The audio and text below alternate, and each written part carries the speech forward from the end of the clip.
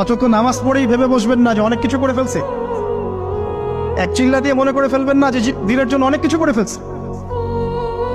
একটা হজ করেছেন, ওমরা করেছেন, সিয়াম রেখেছেন, দিনের জন্য দান সৎকার করেছেন, একটা মাদ্রাসা মসজিদ করেছেন, ভেবে বসবেন না আপনি সব অনেক কিছু করে ফেলেছেন এবং অন্যরা সব কক্রোচ তেলা পোকা ওরা জাহান্নামে যাবে এমনটা মনে করবেন।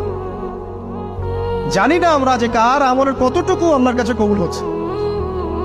তো এখানে এই ব্যক্তির সমস্যা ছিল এই, সে নিজের আমলটাকে অনেক ভারী মনে করছিল এবং সে স্টেটমেন্ট দিয়ে ফেললো যে তোকে আল্লাহ পাক মাফ করবে না।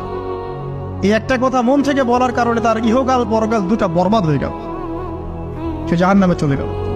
ঠিক আরেক ব্যক্তির ঘটনা আছে এমন, এগুলো সবগুলো রেফারেন্স আছে। এক ব্যক্তি প্রচুর ইবাদত করত, আল্লাহ পাক তার ইবাদত করার জন্যে পাহাড়ের চূড়ায় একটা সুন্দর ব্যবস্থাও করে দিয়েছিলেন। সেখানে ডালিম গাছ হতো, ঝর্ণা আসতো, খাবারের কোনো অভাব নাই। হাদিসে এসেছে 500 বছর সে ইবাদত করেছে। কত বছর? কিয়ামতের মাঠে এই ব্যক্তির অবস্থা এমন হবে, তাকে জান্নাতে প্রবেশ করানোর জন্য নিয়ে যেতে বলা হবে যাও আমার রহমতে জান্নাতে চলে যাও। আল্লাহ পাক তাকে এই কথাটা বলবেন, কিন্তু এই ব্যক্তি বলবে আমার আমলের কারণে আল্লাহ পাক বলবেন আমার রহমতে জান্নাতে চলে যাও। ব্যক্তি বলবে আমার আমলের কারণে। আল্লাহ রাব্বুল আলামিন তখন তাকে দেওয়া সমস্ত নেয়ামতগুলোকে এক পাল্লায় করবেন আর তার সমস্ত আমলকে আরেক পাল্লায় করবেন। তারপর দেখা যাবে আল্লাহর সমস্ত নেয়ামত তার একটা চোখের সমান হয় নাই। কথা কি বুঝতে পারছেন? একটা চোখের যে নেয়ামত আল্লাহ পাকের, সমস্ত আমল ও 500 বছরের ইবাদত এতটুকু হয়নি। তারপর তাকে বলা হবে ওকে জাহান্নামে নিয়ে যাও। এবার জাহান্নামে যাওয়ার সময় সে বলবে আল্লাহ তোমার রহমতে আমাকে মাফ করে দাও। তখন আল্লাহ পাক তাকে আবার ডেকে নিয়ে আসবে, বলবেন যে তোমাকে যে আমি ইবাদত করার জায়গা করে দিয়েছিলাম, এটাকে তুমি নিজে করেছো না আমি করেছি?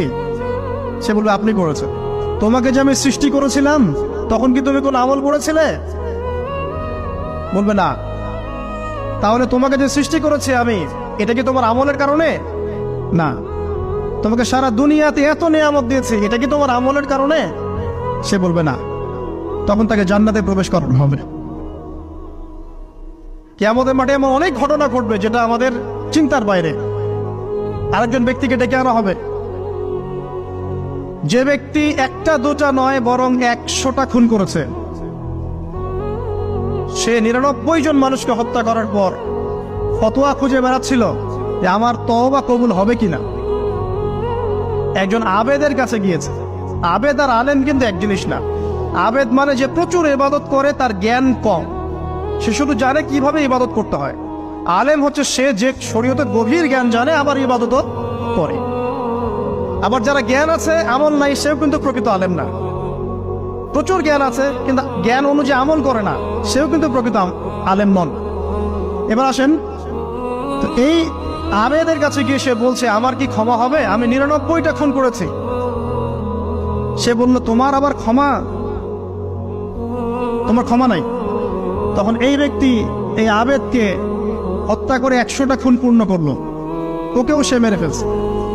আমার ক্ষমাই হবে না তো তোর বেঁচে থাকার কি দরকার, তুইও মর। কি বুঝতে পারলেন? বর্তমান বিশ্বের উগ্র মাথার পলিটিশিয়ানদের মতো অবস্থা। আমার দেশের সমস্যা, তোর দেশ পারমাণবিক বোমের উড়াই দিব, মানে এরকম একটা অবস্থা।